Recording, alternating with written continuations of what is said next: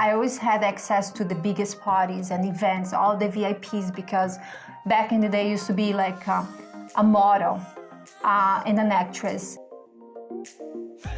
We had this image to the world that we were this happy, glorious couple. You know, we would walk red carpets for movie premieres in New York City and walk with all the biggest celebrities in the world.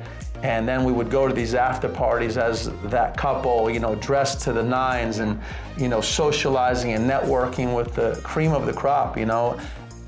And it was all a facade. When we got home, obviously, I would feel empty. Sometimes for no reason, start crying. I'm like, why am I feeling like this? This is like he's sleeping and I'm crying. I'm like, I have no reason to cry. I have everything. I can afford everything. Why am I crying? I would wake up in the middle of the night with her screaming, with our daughter screaming. They would all have sleepless nights. I would actually have to cover my eyes with a t-shirt at night because she couldn't turn the lights out at night. Most of the time, I would find myself in bed alone. I would go out to the living room and she'd be laying there on the couch watching TV all night because she couldn't sleep. She was afraid of the dark. She was afraid to walk alone in the streets. Every time I would walk on the street, I feel like somebody was following me. She had all these images of all these saints and all these things that we thought would bring us protection, and it was like, why doesn't any of this work? I remember I used to cry it out, especially after a nightmare, because they were so real. And I was like, God, you know what? If you're real, you have to manifest your power in my life, because I'm sick and tired of seeing these evil things. I used to talk to the little, to the image. I'm like, what about you, Michael? Can't you see? He just pulled my hair. Can't you see that? It was like this craziness. I was raised in a religious home. I was a religious person to the point that I made her convert to my denomination for us to get married. I'll never forget, in our church, there was an image of Jesus in a coffin. It was a glass coffin. And all I kept thinking was, how is this guy gonna help me?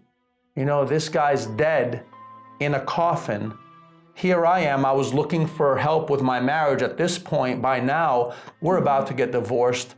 I'm fighting alcoholism, addiction to pornography, addiction to alcohol, drugs, you name it. She's fighting her spiritual problems. She's fighting depression, bipolar disorder. We didn't even know what else she was fighting, all the medication she was taking. She would take 3 Xanax in a day and it did nothing to help her. Yeah. And I go to this man of God who I thought was a man of God in my church. When I went to him and told him that my wife didn't sleep at night, she was hearing voices, she was having nightmares, my kids were waking up screaming, he says, it sounds like you need a psychiatrist. He said, I can't help you. Yeah. And that's when I knew we were in the wrong place. I remember like I couldn't sleep, so I was passing channel and they stopped and I looked this person like, wait, if you're suffering with this, if your hair is falling, I'm like, yes. I was like, yes, it's me. If you cannot sleep, you have nightmares. I'm like, yes, it's me. If you're sick all the time, I'm like, yes, call me now. Call this number that you see on. It was a fight. I tried to call and I'll hang up. I'll try to call again. I'll hang up. I'm like, okay, I have to call. And they called and somebody answered. So I was able to talk to this pastor and he was like, look, I used to be a drug dealer. I used to kill people. I used to have like an anxiety. He gave me what the testimony, what God has done to his life. And he told me, if God changed my life, he can change yours too. And that's what I was like, really? I'm like, yeah, so come tomorrow. And for me, it was like, okay, if God changed his life, he can change my tune. Otherwise, I have nothing to lose. I have to go. So I showed up at the church. And it was ironic to me because I had my whole life only gone to church on Sundays. And we walk into this church on a Friday night and there were 3,000 people in the church. And I couldn't understand what 3,000 people were doing on a Friday night inside of a church because for us, our life was Friday night. Yeah, you know, it was out to dinner, it was to the clubs, it was out till sunrise.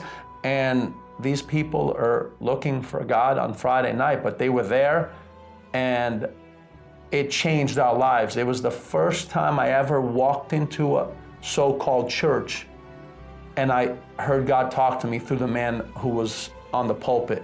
The man of God is talking to 3,000 people, and it was like he was talking straight to me. It was like he knew my story. He knew the hell we were living. Yeah. And all he said to me was, if you do everything we teach you here, your life is gonna change. And I'm like, now I see why I'm suffering so much. Now I'm seeing why I'm having all those nightmares. Now I'm seeing why, like, I don't get along with my husband and my kids are sick all the time. Why I don't have peace. Because we got along when we were apart, but when we were together, we couldn't stand each other. And what all of this revealed to us was how spiritual the problem was. And it wasn't a physical problem we had been facing. You don't take $1 million and make it disappear from a bank account in 6 months, just physically. There was a spiritual component to it, and this is what was revealed to us when we found the truth. And then from that moment forward, we both decided we were gonna obey everything they taught us, because everything they taught us was biblical. I read that passage in the Bible that said I couldn't be a drunkard. I knew that was God telling me I had to change that part of me. So I literally got down on my knees and I said, God, I can't do this alone, but if you'll help me, I'll stop drinking. And that night, a friend of ours showed up at our house with a bottle of vodka, asking us to go out, and I said no. So I started doing my part. And within 3 weeks, I never drank liquor again. In less than a week, the following Wednesday, we both got baptized in the waters. We both gave our life to Christ 100% with no holding back. So I started learning about, I started hearing in the church about the Holy Spirit. And I used to go to church every single Wednesday, every single day, especially during the fast of Daniel. I got to a point that I was going twice a day because I was so thirsty. I wanted to get to know this God that I used to hear about it, but I didn't know, right? And one day, it was on Wednesday night, it was like this service, it was amazing. I was seeking, and at one point I was like, I talked to God so much, I'm like, God, I don't know what to tell you anymore. I don't. I never felt so much power. It's not that I felt, it's like there was so much power that I couldn't control my tears. Like, I think, I'm fair skin. I came out of the church so red because I cried so much that day. When I finished the church, I was like, Bishop, I have something to tell you. Do you mind if I become an assistant in the church? And for me, Joe looked at me and was like, you become an assistant? No, she told me she would never want to be an assistant and all this, but the day she received the Holy Spirit, it's amazing how God just changes you, because that day she tells me she wants to come to the class and she wants to go talk to the bishop. And the joy that comes over you, it's an indescribable moment. You receive His Spirit. It's the first time in your life where you feel like there's nothing you can't overcome. And from that moment on, yeah, we've had many battles, but never without peace. And never without knowing that God's gonna come through for us with the answers. So we're out doing the outreach work of the church, which is going to the homeless communities. We go into the hospitals, we go into the jails, you name it. We go where the people are suffering to share what we found in this God. Today, after not being employed for 3-4 years, God gave me the direction for Vienna Media Group, our media company, and even building our website, which was something I had never done or thought I could do.